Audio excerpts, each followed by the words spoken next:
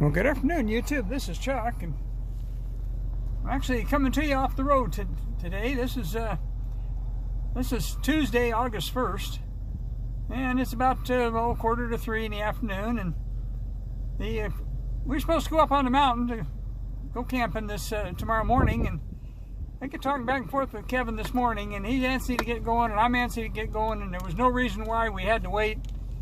And so I'm actually on the road.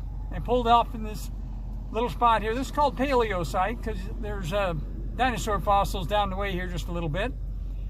But I pulled in here to just to talk to you for a minute and tell you that I'm on the road and happy to be there, and give you a little pan around of what I'm looking at.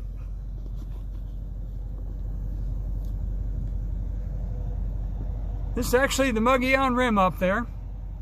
And right there in the middle of the picture is what's called Promontory Point. You can see it's kind of stormy, so we might run into some rain.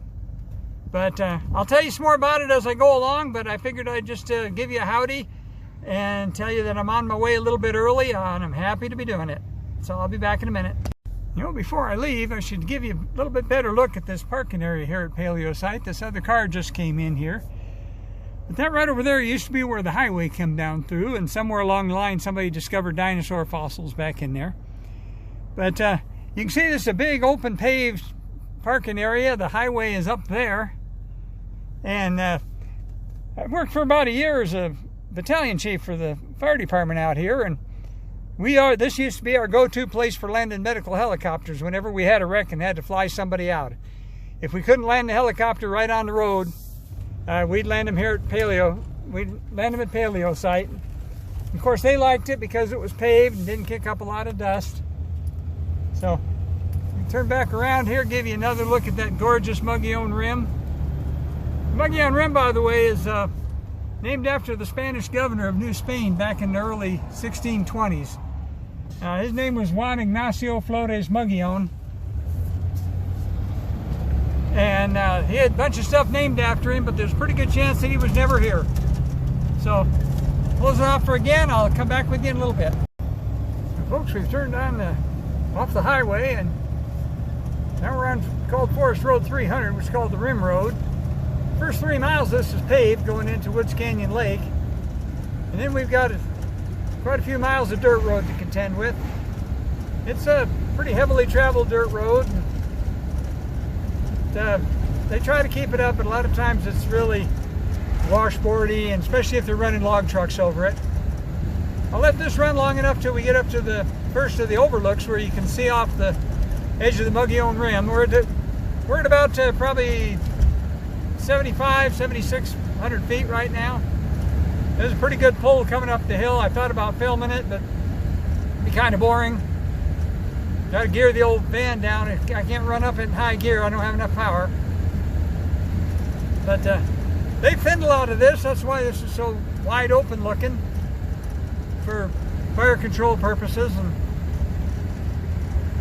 another thing the Forest Service tends to do is Forest Service is not it's not under the umbrella of the Department of the Interior. It's actually under the Department of Agriculture. And so they kind of operate a little bit more like tree farmers than the Park Service folks and the BLM folks do. So you see they cleaned out a lot of this, get rid of a lot of the potential for what they call ladder fuels for a fire creeping along the ground to get up into the treetops. And makes it kind of pretty, but it also makes it look a little bit too park-like sometimes. Sometimes it needs to be a little bit more, it looks like a little bit more wild, in my opinion anyway. Notice we're actually getting a few raindrops on the windshield now. Didn't look like it was going to rain, but we're kind of along the edge of the Goin rim now, and there's a pull-off up here. I'll pull in here and show you. Absolutely gorgeous view, you can see for miles.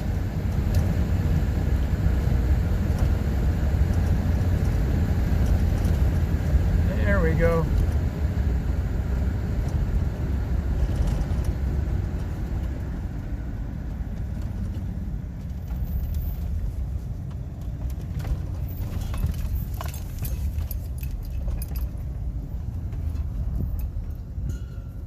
I'm going to pull right in here, and I'm actually going to stop and shut her off here for a couple of minutes, and we'll walk over to the edge.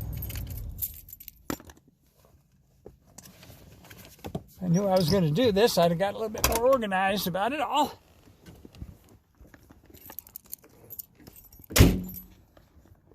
Anyway, gorgeous day up here. As I told you on the last little snippet, we're headed up to a place to meet with Kevin and with Chris and see if we can visit with our forest friends tonight. We've had a lot of activity at this location, so we're pretty positive that they'll come in and visit with us. I'm going to turn this back around so you can see the view. You don't need to be looking at my mug. We got to be a little bit careful how we walk down here.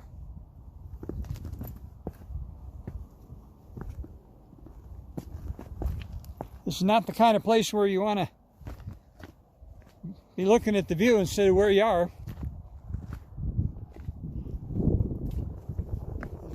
Rocks here out on the end, and anyway, you can see the cars on the road. We just come up that hill. Payson is way over that direction. There's a little sunlight shining off of something over there. I don't know if you can see it on camera or not, but that's where Payson's at. The mountains in the center there are the Matazels. And if I pan over this way a little bit, the mountain right in the center of the picture, the kind of rounded mountain, that's Mount Ord. That's halfway between Payson and the Phoenix metro area. And then the mountain over there in the center of the picture now that you can see more than one peak, that's actually 4 peaks. That's just outside of the desert area of the Phoenix metro. And you see some subdivisions down below there. You can see some rooftops. Just an absolutely gorgeous spot here. I step over here a little bit and show you off to the side. The mountains in the center of the picture, way off there in the distance, those are the Sierra Ancha, and that's where Crazy Town's at. So they're about 50 miles away from where we're standing right now, as the crow flies. Take you a little longer than that to get there. But the rim area here, right in here, is absolutely stunningly beautiful. Come up here sometime, take a walk along the edge. There's a paved walking path. Just hang on to all the kids and the dogs. You don't want anybody falling off of this. The fall doesn't hurt. It's a tough landing at the bottom that hurts. So there's the van over there. We're going to go back up and get back on the road and start heading in. We're not, where we camp at is not right close to the edge. It's actually inland a little bit. So you got this little step here to come up. There we go. Where we camp at is not right on the edge of the rim. It's actually about 3 miles away from the edge. But it'll take me, probably, I drive pretty slow on the rough road, depending how rough the road is, and it'll take me probably an hour from here. Right now I'm only, I think probably less than 35 miles out of town. It's about 30 miles to the top, and I'm just in a little ways. So spin you back around. There's the van. She's doing fine. And I'll be back with you again here a little bit. Well, now we're off of the main dirt road and on one of the spur dirt roads. And I figured I better stop right quick like, because I just went through a kind of a rough section. I heard a noise behind me, and the latch on the drawers apparently came apart. So let's go back and look and see what happened. One advantage to a van, of course, over a pickup camper is you don't have to get out and walk around the back to get in. It is a little awkward. Oh yeah, I had a drawer come clear out. Look at that. Might have to set the camera down to put that back in. Let me do that.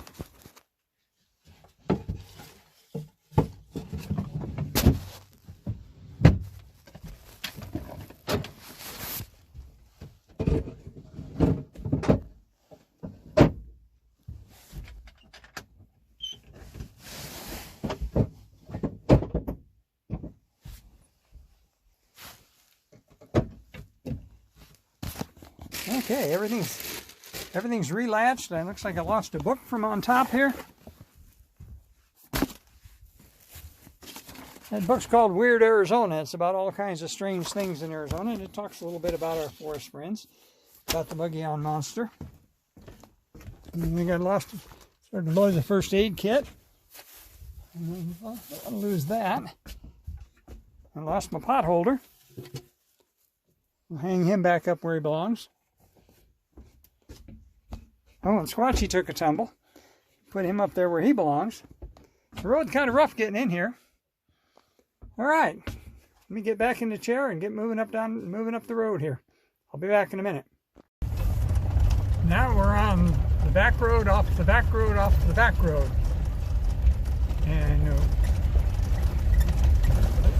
there's been, the last road we were on, there's been evidence that they've been working on a little bit, but they most obviously haven't been in on this one.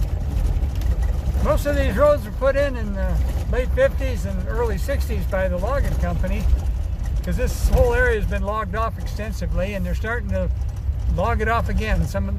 Most all the trees here, you don't see very many real old growth trees. Most of them are what we call regeneration or regen, which is trees that have grown up since then. So as you can see, it's pretty dense in here.